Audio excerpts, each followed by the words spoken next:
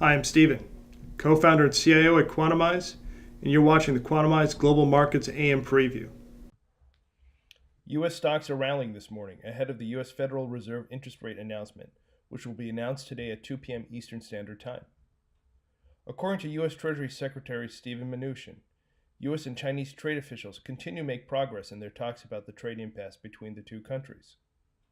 The price ratio of U.S. large-cap energy stocks to the S&P 500 has hit its lowest level since November 2001, when WTI was trading near $16 to $17 a barrel. In spite of the recent sell-off in U.S. stocks, the U.S. Fed model, a measure of what investors are paid to own stocks, suggests the implied payoff from owning U.S. stocks has not materially increased. The EU announces it has decided against implementing sanctions against Italy, following negotiations between EU officials and members of the Italian coalition government regarding Italy's target budget deficit for calendar 2019. Italian banks are rallying hard on the news. While December has been one of the roughest months on record for U.S. stocks, Asian stocks have held up relatively well, as the discount of Asian stocks to U.S. stocks is narrowing after reaching a record high earlier in the year. The VIX is a little changed this morning at 25.16, with QQQ, SPY, and EEM out of the money puts, some of the most heavily traded options contracts in the U.S. pre-market this morning.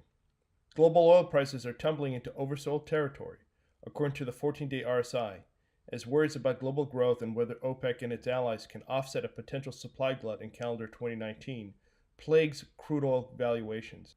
Global crude prices have collapsed nearly 40% since reaching a 4-year high in early October. From our popular stocks trending in the news segment, GlaxoSmithKline will combine its consumer business with Pfizer to create a consumer product giant.